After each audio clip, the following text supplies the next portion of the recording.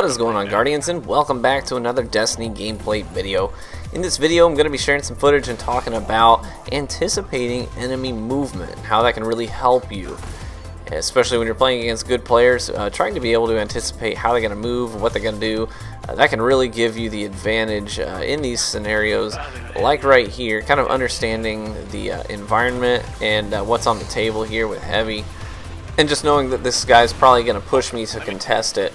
So I just set my sights at head level right at that doorway, so I know that's exactly where he's going to come out of if he comes at all. So that's honestly the ticket behind a lot of my close quarter sniping. And here, just understanding that that guy had his super ready, and we were all kind of anticipating that he was going to use his self-res. And anticipating things like that as well can help you, you know, go ahead and set your sights early. And as soon as he comes up, he's dead in the water.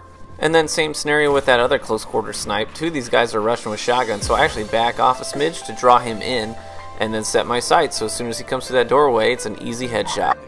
I honestly attribute 90% of my close quarter snipes to just being able to anticipate where the target's going to be. Sometimes I actually even pull the trigger before I fully acquire the target, because I'm anticipating that they're going to move into my reticle if I put it in the right spot. So sometimes I actually start to, you know, actually on my finger start pulling that trigger before they're even there. So that's kind of the ticket. And also this game here that you're going to see in Shores of Time was a really tight match against some pretty stinking good players. And you'll see this kill here is all about anticipating movement, anticipating that he's going to want to move up on that orb. Since he has one of our teammates down, he knows he's kind of 1v1 with me. So if he gets that revive, then it's going to be two overshield opponents on one. So I'm anticipating he's going to go for it. And as I see him coming on the radar, I tag that orb with that grenade and then quick scope to the body. And I actually use that combination quite frequently, grenade body shot. And I've kind of gotten used to being able to quick scope into the body in those sort of closer quarter scenarios. So I kind of trust my ability to do that pretty consistently. And you're about to see a kill that I got really aggressive on that I honestly shouldn't have, but I still managed to pull it off.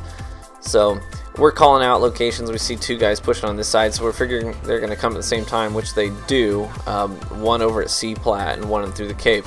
So I push up on C plat. I'm thinking I'm going to set my sights as he comes around the corner, but he blinks through the doorway like smart players do, and then I push him.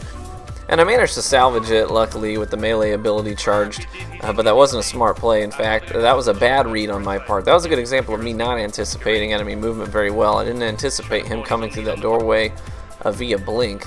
I was kind of defaulting back towards when you're playing pubs and you just set your sights at head level on a doorway. Well, they don't really do that when they're skilled players, so at least not usually. Sometimes they do and you can catch them off guard, but for the most part when they know you're there, they're either going to slide or blink or jump through that doorway. So here I anticipate he's going to go up for the revive, so I get a little bit of distance, I get my sky snipe on, and then I primary the other guy down. And then now I'm just trying to survive while my teammates are pushing up from the other side. I'm telling them I need help. I'm jumping around, just trying to make it hard for him to do target acquisition. And then my teammates come in and provide the assistance to get the kill. And I'm back in good shape. So here I'm going to get a call out that this guy's behind the pillar up here by this open platform. So I'm going to set my sights and wait for him to peek. And even if he doesn't peek, I can use a grenade to prime him and push him. But he does end up peeking.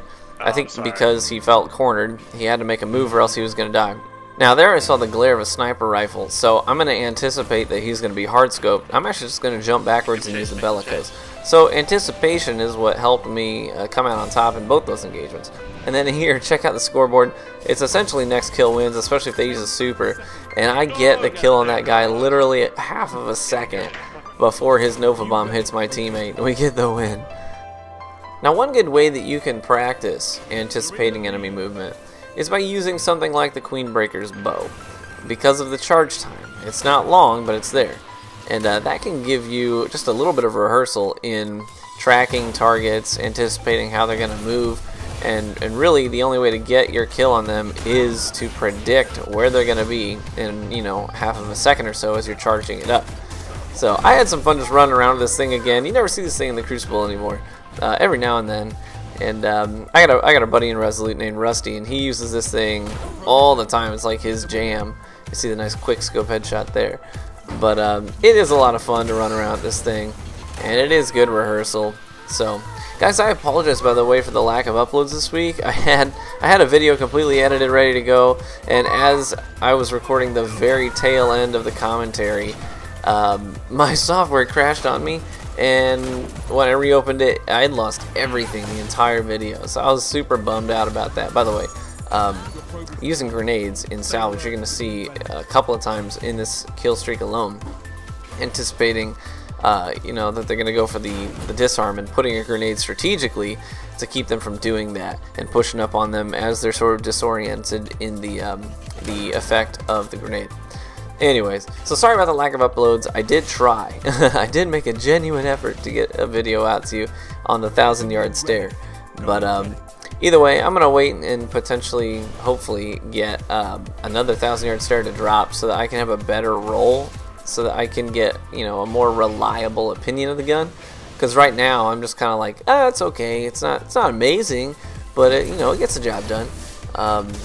But part of that is due to the fact that I don't have any good rolls on it. I've just got, you know, the Quest version, and that's the best version of the gun that I've got. So, anyways, well guys, I appreciate you stopping by, checking out the video, and hopefully you'll start to think about how your enemies are going to be moving, how you can anticipate their movement and take advantage of that, and sometimes even force them to make a move by your positioning and the way that you place your own equipment. So, alright guys, well, you take it easy.